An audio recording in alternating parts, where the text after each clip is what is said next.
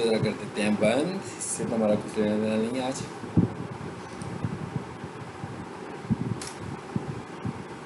अच्छा, अब हम बात करने जा रहे हैं इमेज ऑप्टिमाइजेशन की। हाँ, तो मैं नोटपैड खोलता हूँ ताकि थोड़ी थोड़ी बातें यहाँ पर इमेज के मतलब करते हैं। एक तो मैंने आपसे कहा था कि नहीं कहा था कि नोटपैड प्लस प्लस इंस्टॉल कर लें। ओके, सब लोग अपने पास नोटपैड प्लस प्लस बहुत सारे एप्लीकेशन हैं, लेकिन आप इसको इंस्टॉल कर लें क्योंकि मैं इसमें पढ़ा रहा हूँ, तो इसलिए मैं इसको रखूँ। ठीक है।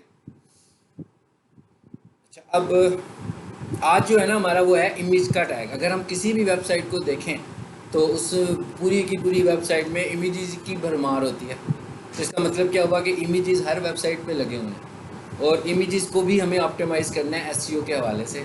और जितनी अच्छी हम इमेज ऑप्टिमाइजेशन करेंगे, इमेज ऑप्टिमाइजेशन के रोल बहुत मुख्तलिफ रोल हैं। मतलब रैंकिंग रोल भी है, स्पीड रोल भी है। यानी अगर आपके अच्छे इमेजेस बने हुए हैं तो आपकी वेबसाइट की स्पीड अच्छी होगी। तो ये सारे फैक्टर्स क्या हैं, इमेज कैसे लगा होता है और इसके एसईओ फैक्टर्स क्या हैं, इनको भी हम डिस्कस करने लगे हैं। ठीक है। सबसे पहले जो हम बात कर रहे हैं इमेज के टैग की, तो आप सबको पता लग गया होगा कि ये टैग कहाँ पर आएगा, हेड में आएगा कि बॉडी में आएगा। ये बॉडी का टैग है क्योंकि इमेजेस तो बॉडी में नज़र आ रही होती हैं, हमें वेबसाइट पे नज़र आ रही होती हैं। तो सबसे पहले तो हम ये देखते हैं कि इमेज के टैग को हम कैसे लिखते हैं। IMG, ठीक है, ये इसका नाम है इमेज के टैग का, और इसके अंदर इसके मुख्तलिफ एट्रीब्यूट्स हैं। आपको पता है ना, मैंने बताया था कि एट्रीब्यूट्स ऑप्शंस को कहते हैं। तो इसको इस्तेमाल करने की मुख्तलिफ ऑप्शन हैं। पहली जो ऑप्शन है इसके अंदर वो क्या है, SRC इक्वल्स टू, और डबल कोटेशन में हम फाइल नेम लिखते हैं। अच्छा, फाइल नेम का क्या मतलब होता है, याद रखें जब भी हम बात करेंगे ना फाइल नेम की, तो आपको समझना है कि file name consist of name and extension. यानी कि फाइल नेम अकेले से कुछ नहीं है, फाइल नेम एंड एक्सटेंशन। जैसे मैं कहूँ ना भाई, मेरे पास एक तस्वीर है तो उसका नाम है अली, तो बेसिकली उसकी एक टाइप भी है कि वो इमेज है। तो इसका मतलब क्या होगा कि ali.png होगी, ali.jpg होगी, ali.gif होगी। अब अगर आपसे मैं कहूँ कि मेरे पास एक HTML फाइल है अली के नाम से, तो फिर मैं क्या कहूँगा, मैं कहूँगा भाई ये जो अली के नाम से HTML फाइल है, बेसिकली इसका नाम क्या होगा, ali.html। फिर अगर मैं आपसे कहूँ मेरे पास एक वीडियो है जिसका नाम मैंने अली रखा हुआ है, तो इसका मतलब क्या होगा, उसका मुकम्मल नाम क्या होगा, ali डॉट। यानी इसका मतलब मैंने बताना क्या चाह रहा हूँ कि कोई भी फाइल नेम एक्सटेंशन के बगैर मुकम्मल नहीं होती। हेलो, वालेकुम सलाम। जी जी, अच्छा जी, जी जी मैं बोल रहा हूँ।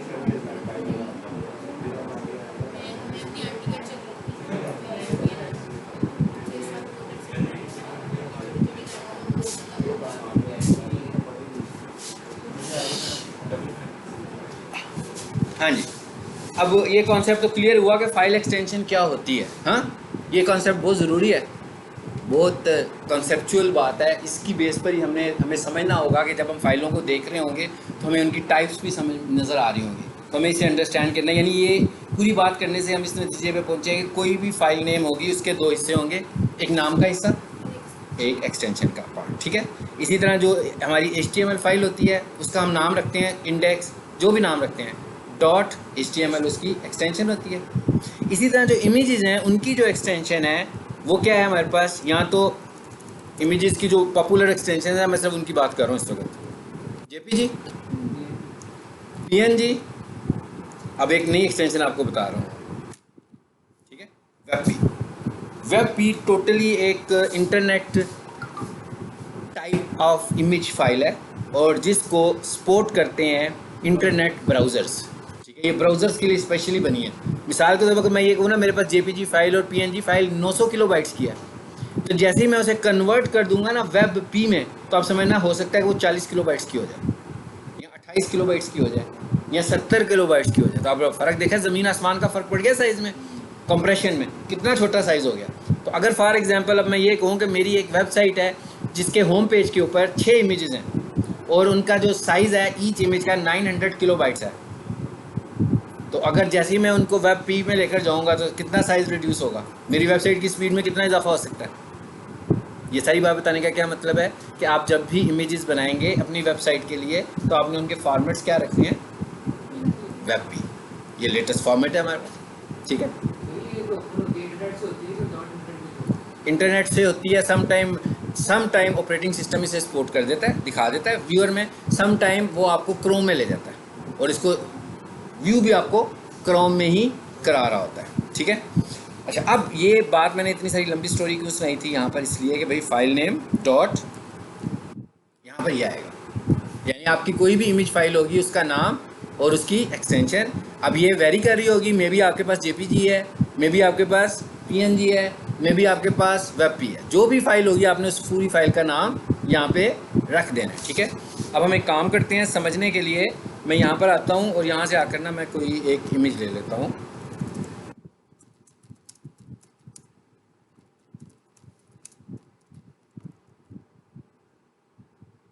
ऐसी मैं कुछ पिक कर रहा हूँ,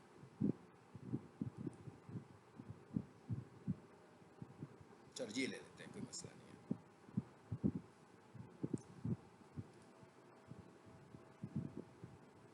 इस इमेज को सेव कर लें, right click, save image as. अब इसको मैं उस जगह पर सेव करूंगा जहां मैं अभी जो बना रहा हूँ HTML फाइल, उसको सेव करूंगा। तो वो आपके प्रोजेक्ट में ऐड करता हूँ,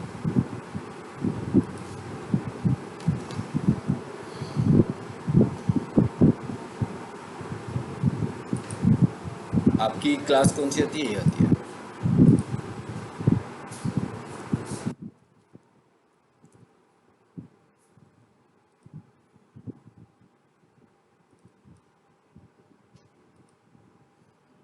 अब आप देखें नाम, ये एक और बात थी जो मैंने भी आपको सारी बतानी थी, वो खुद ही आ गई है हमारे सामने। इस फाइल का नाम देखें क्या लिखा हुआ है, free modern digital marketing agency social media post. कितना लंबा चौड़ा नाम है।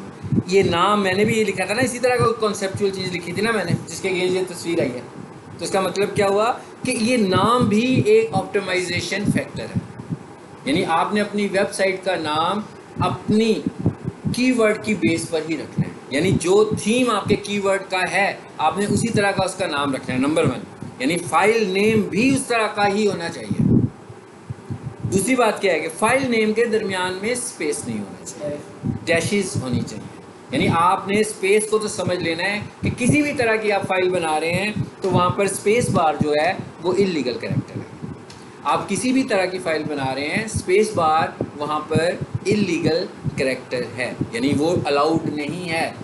अलाउड नहीं है मतलब ये नहीं कि हम इस्तेमाल नहीं कर सकते, हम तो इस्तेमाल कर सकते हैं, लेकिन हम अपने लिए प्रॉब्लम्स क्रिएट कर रहे हैं, हम अपनी ऑप्टिमाइजेशन के लिए प्रॉब्लम्स क्रिएट कर रहे हैं। सो हमें फाइल का जो नाम रखना है वो डैशेस के साथ रखना है। इसका मैं नाम रख लेता हूँ जी, मैं नाम को थोड़ा सा छोटा कर लेता हूँ, डिजिटल मार्केटिंग कोर्सेज इन आ गया, digital marketing courses in Lahore. अभी मैं कह रहा हूँ यही मेरा कीवर्ड था, यही मैंने नाम रखा, मगर आपने देखा मैंने स्पेस बार एक दफ़ा भी यूज़ नहीं किया, बल्कि बीच में डैशेस को इस्तेमाल किया। ये हो गया। अब मैं आपको इमेज पढ़ा रहा हूँ, कोट टैग, लेकिन साथ साथ मैं आपसे डिस्कस करूँगा इमेज ऑप्टिमाइजेशन के फैक्टर्स भी। जब हम एसईओ कर रहे होंगे तो उन वहाँ पर हमें इन फैक्टर्स को कंसीडर करने। आप लोग वेबसाइट बनाई है ना आपने अपनी वेबसाइट पे जो मैं आज पढ़ाऊँगा तमाम इमेजेस पर ये चीज़ें अप्लाई कर देनी है। और एक चीज़ अभी मैं एंड पे बताऊंगा कि वेब पी की फाइल बनानी कैसे है, ठीक है, वो मैं आपको एंड पे बताता हूँ कि वो कैसे बनेगी। ओके, जेपीजी फाइल है ये, इसको सेव कर दें। इमेज सेव हो गया, फिर राइट क्लिक करें, सेव इमेज एज करें ज़रा एक दफ़ा, यही नाम है। इसको मैं ज़रा कॉपी कर लूँ, कंट्रोल सी, कॉपी किया मैंने। पता है ना आपको क्यों कॉपी किया? यहाँ लिखना था ना, मैं यहाँ पे लिखना था ना इसका नाम, इसलिए कॉपी किया। डॉट जेपीजी, समझ में आ गया एसआरसी का कॉन्सेप्ट? सबसे पहले ये डैशेस नज़र आ रहे हैं आपको। आपने जब भी फाइल बनानी है, जब भी, चाहे वो HTML फाइल हो, वीडियो फाइल हो, किसी भी तरह की फाइल हो, आपने उसके नाम को जब आप सिर्फ उस सूरत में जब नाम रिजर्व ना हो, यानी अगर मुझे एसईओ कह रही हो कि भाई ये वाली जो फाइल है इसका ये रिजर्व नेम है, वो आपने वैसे ही यूज़ करना है। उसके अलावा आपने इसी फॉर्मेट से फाइलों के नाम रखने हैं। अच्छा, ये तो हो गया इसका एक attribute SRC. SRC stands for source. अच्छा, अब मैं ज़रा एंटर करता हूँ और दूसरी लाइन में आ रहा हूँ, और यहाँ पर आकर मैं इसका एक और एट्रीब्यूट बताने जा रहा हूँ, and that is alt. Alt stands for alternate. अब ये जो ऑल्ट का एट्रीब्यूट है, ये दो मुख्तलिफ तरह की लोगों को इंफॉर्मेशन दे रहा है।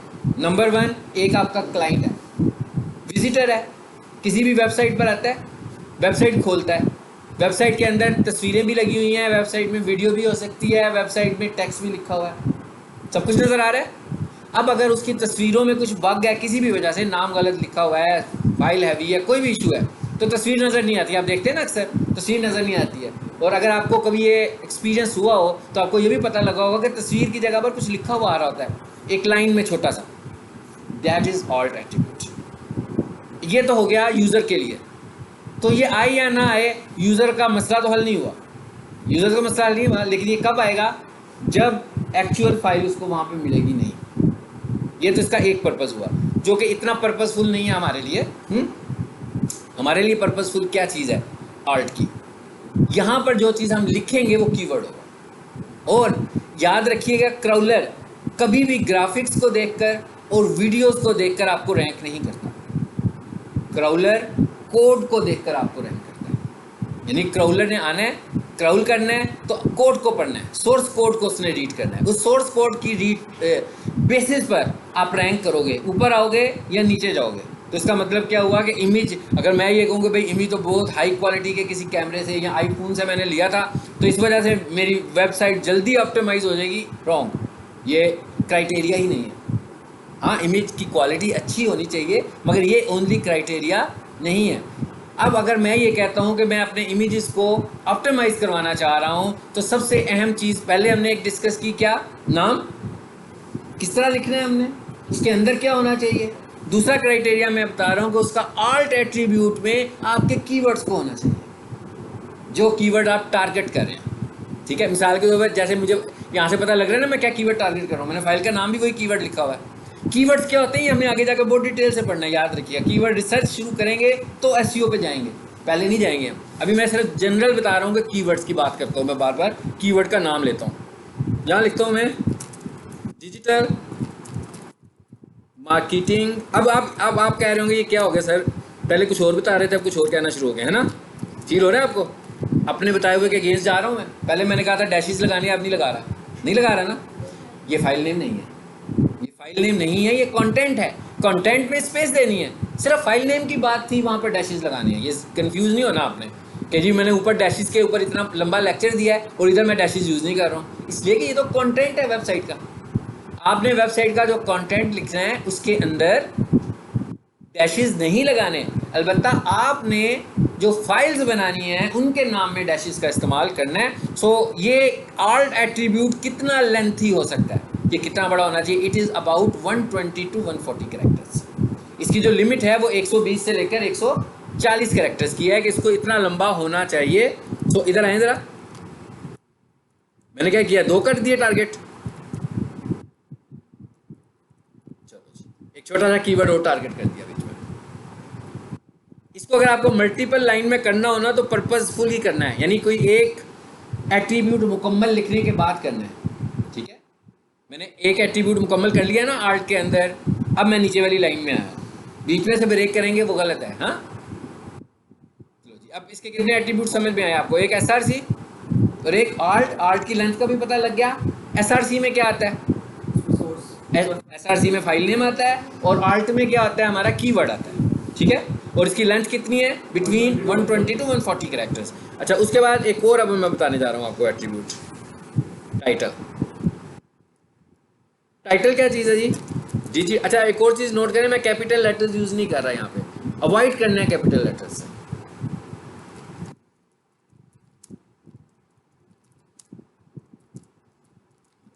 ये क्या चीज़ है? ये चीज़ है जी, माउस लाया, लाकर ये मैंने माइनस पे रखा, देखते हैं क्या होता है। ऊपर क्या लिखा हुआ आ रहा है ना? It is title. आप समझ लोगे यहाँ पर टाइटल ऐसे होगा कि आपका जो वेबसाइट पर इमेज होगा, जैसे ही कोई बंदा उसके ऊपर माउस रखेगा तो जो टाइटल में टेक्स्ट आपने लिखा होगा वो उसको नज़र आएगा। सो अब देखें, मुझे जगह मिलती जा रही है टारगेट करने के लिए अपने कीवर्ड को, ज़्यादा से ज़्यादा जगह मुझे मिलने लगी हुई हैं। और एक और चीज़ आपको बता दूं, अगर किसी ने वर्डप्रेस में काम किया हो, वर्डप्रेस के अंदर जो इमेजेस लगते हैं उसमें बाय डिफ़ॉल्ट टाइटल नहीं लगता। ठीक है, सो इसका मतलब क्या हुआ? ये कौन लगाएगा? जैसे कोडिंग की एक्सपर्टीज होगी, वही कोडिंग में जाएगा और टाइटल ऐड कर देगा, मगर उसमें बाय डिफ़ॉल्ट टाइटल होता ही नहीं है। ठीक है, आ जाए आगे, तो एक और लाइन पे आ जाते हैं। विड्थ इक्वल्स टू, अच्छा अगर विड्थ को मैं इस तरह लिखूँ ना, क्या लिखा है मैंने? 200। इसका मतलब है मैं बता रहा हूं पिक्सल्स। और अगर मैं नंबर इस तरह लिखूं,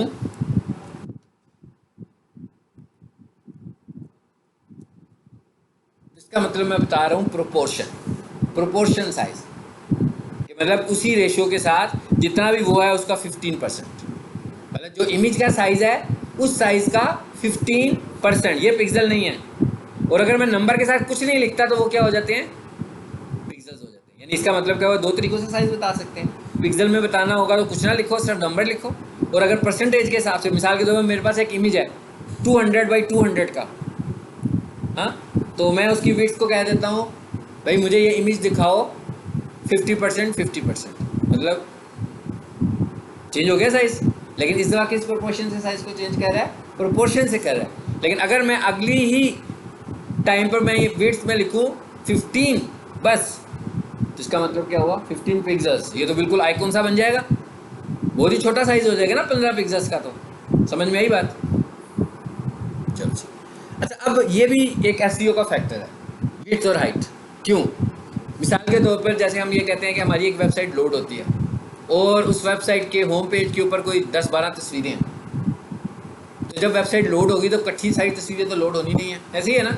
अब हुआ क्या, 10-12 तस्वीरें, क्रॉलर को भी नहीं पता कि आपकी तस्वीरों के साइजेस क्या हैं, नहीं पता ना, क्रॉलर को तो नहीं पता, फाइलों के साइज तो साइज फाइलों में पड़े हुए हैं। तो जैसे ही आपकी वेबसाइट ने लोड होना शुरू हुआ तो जो पहली तस्वीर है वो उस पर आ गई, और आपकी पहली तस्वीर का साइज़ इतना बड़ा था कि बाकी की चीज़ें नीचे चली गई। फिर दूसरी तस्वीर लोड हुई, फिर तीसरी लोड हुई, फिर क्रॉलर को परेशानी होनी शुरू होगी कि क्या है भैया, तो तस्वीरें आती जा रही हैं, हाँ, मैंने तो सारी जगह उनको ही दे दी है जो पहले लोड हुए थे। इसलिए हम क्या करते हैं कि हम यहाँ पर विड्थ और हाइट बता देते हैं। मतलब हमने क्या किया, क्रॉलर को बिजी कर दिया ना। वो जब क्रॉलर बिजी होगा तो इसका मतलब क्या है, बेसिकली हम अपनी वेबसाइट का टाइम बढ़ा रहे हैं, लोड टाइम बढ़ा रहे हैं। और जब हम अपनी वेबसाइट का लोड टाइम बढ़ा रहे हैं इसका मतलब है कि वेबसाइट स्लो हो गई। लेकिन जब हमने उसको साइजेस दिए हुए हैं, ज़रूरी नहीं दोनों दें, एक दे दें, एक भी दे देंगे तो बहुत है, इसके साइज़ को वो मैनेज कर लेगा। ये भी एक बहुत बड़ा फैक्टर है कि आप अपने इमेजेस के साइजेस खुद दें। बेशक दोनों ना दें, कि हमें ये सम टाइम फील होता है कि भाई दोनों साइजेस देके ना हम स्ट्रेच कर रहे हैं अपनी वेब पिक्चर्स को, तो आप एक तरफ से साइज़ दे दें और दूसरी तरफ से उसको ओपन रहने दें, वैसे ही रहने दें। तो ये भी आपका एक एसईओ फैक्टर है बहुत बड़ा, बहुत बड़ा एसईओ फैक्टर है।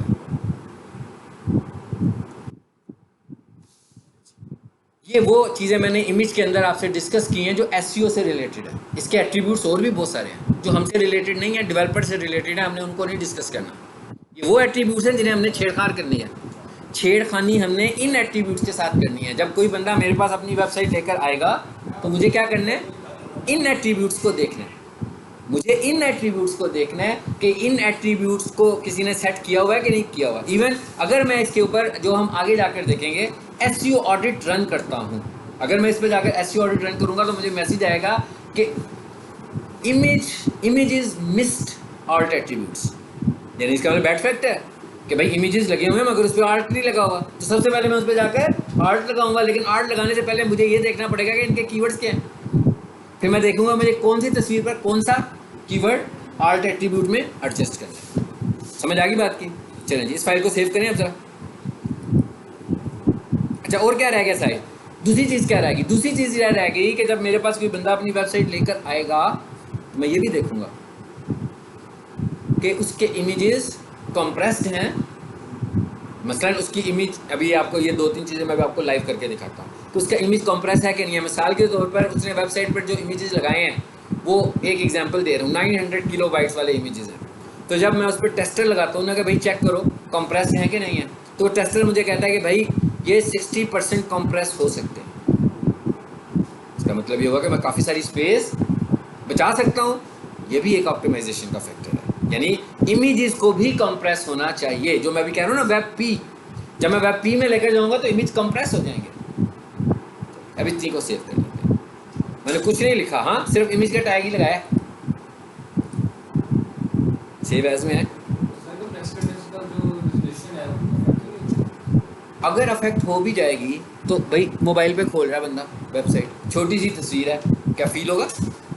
नहीं होगा। लेकिन अगर आपकी रेजोल्यूशन ज़्यादा है तो मिसाल के तौर पे एक फाइल आपकी 900 किलोबाइट्स की है और आपकी पूरी वेबसाइट में मैं कहता हूँ 50 तस्वीरें हैं, कितने किलोबाइट्स ले लिए उसने, है ना?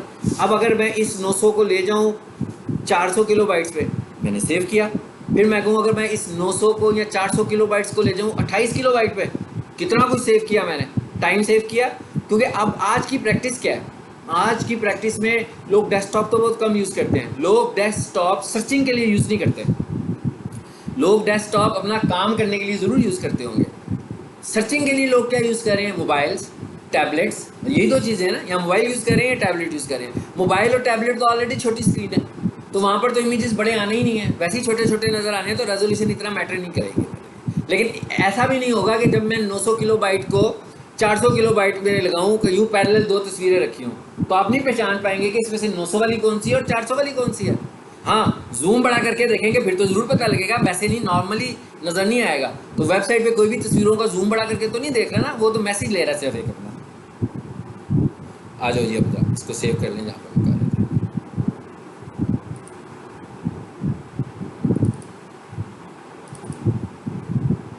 जी, HTML,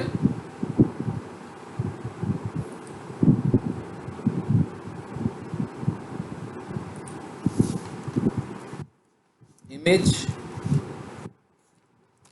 प्रैक्टिस, तो जिस फाइल का नाम मैंने रख दिया जी इमेज प्रैक्टिस डॉट।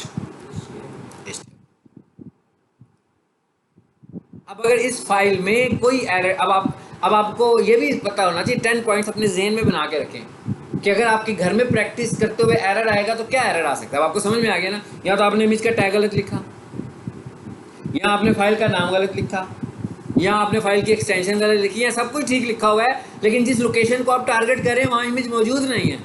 मतलब ये वजह हो सकती है कि आपको इमेज नज़र ना आए, इसके अलावा और कोई वजह नहीं होगी कि इमेज डिस्प्ले ना हो रहा हो, कि भाई इमेज क्यों नहीं आ रहा। आएँ जी इधर, इसको चला कर देखते हैं।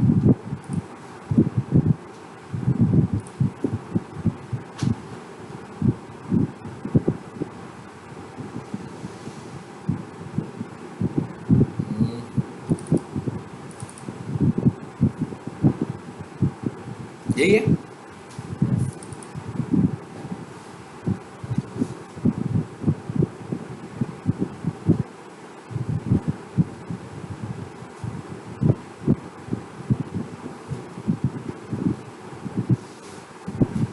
देखते हैं हमारा इमेज आ रहा है, आ गया है। वो जो भी हमने उसके साइजेस के साथ प्ले किया हुआ है उसी तरह आया है, क्योंकि मैंने साइजेस बताए थे ना उसको। क्या बताए थे साइजेस देखे? वो हाइट बहुत ही कम कर दी थी मैंने। चलो 65% कर दिया हमने, सेव कर दिया मैंने, और इसको फिर रीलोड किया। चेंज हो रहे हैं साइजेस, क्लियर, ठीक हो गया, लग गया इमेज। एरर लाइन,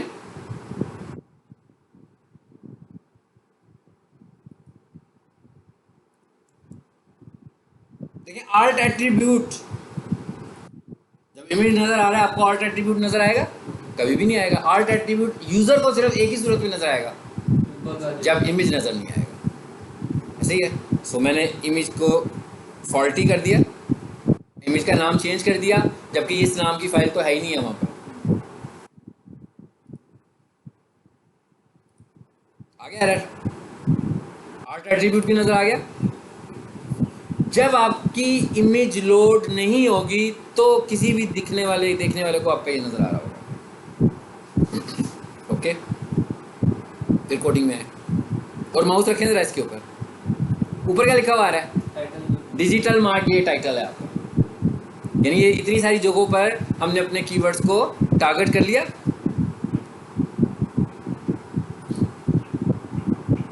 अच्छा, अब जरा लाइव आ जाते हैं, और अब मैं आपको बताइए, तो हमें समझ में आ गया, क्योंकि हम इमेज की बात कर रहे हैं तो सबसे पहले इमेज कंप्रेस करने की बात करते हैं और फिर वेब पी की बात करते हैं, ठीक है।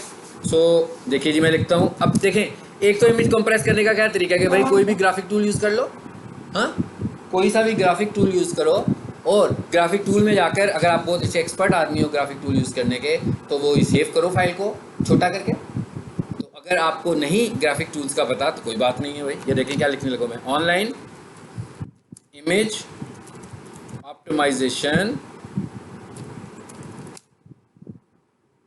ठीक है। देखते हैं क्या आता है।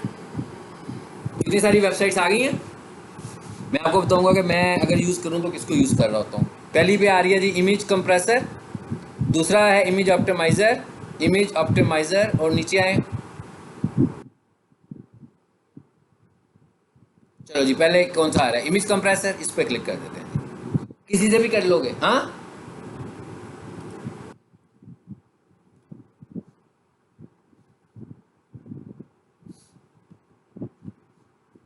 क्लियर, कोई मुश्किल काम तो नहीं है। मैंने क्या किया है, सर्च किया। आप एक चीज़ नोट करते हो कि मैं कभी यूआरएल नहीं लिखता ना, मैं हमेशा सर्च करता हूँ। उसकी वजह क्या होती है? उसकी वजह ये होती है मुझे फ्रेश डाटा चाहिए होता है, तो मैं सर्च करके लाता हूँ हमेशा। यहाँ है जी, और यहाँ आकर आप फाइल अपलोड करो।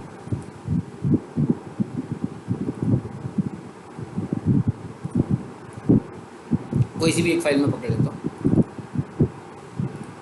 आपको समझाने के लिए। जुलाई में आ जाते हैं, इधर इमेज पड़े हुए,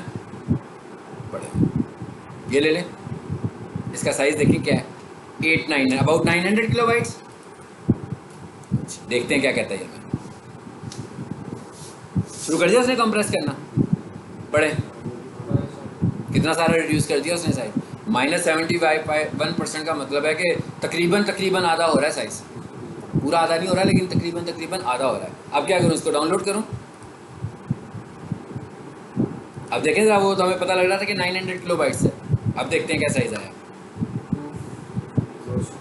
कितना कम हो गया। हो गया, फॉर्मेट क्या है? PNG। ओके, कहाँ पड़ी है? डाउनलोड्स में। कंप्रेस करने का तरीका पता लग गया सबको। अच्छा, अब हम एक काम करते हैं। अब मैं क्या लिख रहा हूँ, online PNG to web P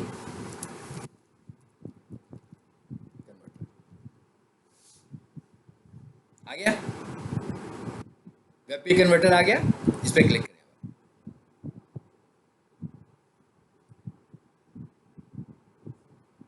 download में उसको पकड़ लेते हैं जो अभी हमने शॉर्ट किया, देखते हैं उसे कितना शॉर्ट करता है। ये क्या लिखा हुआ आ रहा है? कन्वर्ट, ये आ रहा है वेब पी, देखें। और कितनी सारी ऑप्शन दे रहा है हमें। ठीक है, हमें तो वेब पी चाहिए थी।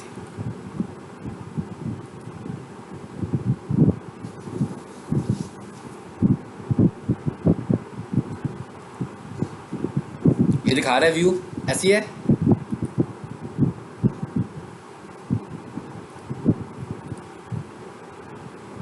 जी, और रिड्यूस हो गई। यानी अब हम कहाँ से शुरू की थी बात, 900 किलोबाइट से बात शुरू की और हम लोगों ने पर फाइल 800 किलोबाइट सेव कर लिया। चलो एक काम और करें, सीधा सीधा उसी फाइल को करें हम जरा, हाँ जिसको पहले किया था हमने।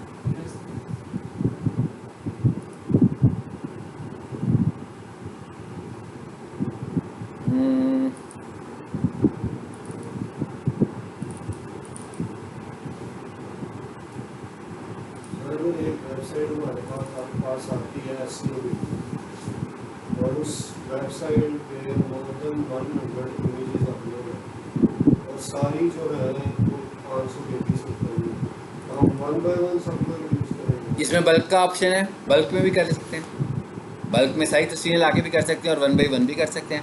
यही तो हमारा काम है, फिर हमने यही तो चीज़ें उठानी है। ये भी अभी आपके पास जब वेबसाइट आएगी ना, उसके बाद अगर 100 इमेजेस होंगे ना तो उनके नाम भी होंगे 01, 05, 08।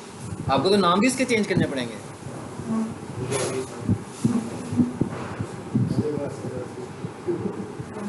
जी ज़रा इसको भी कन्वर्ट करें अब दूसरी को। अब मैं पहले वाली फाइल दोबारा लेकर आया हूँ 900 किलोबाइट्स वाली।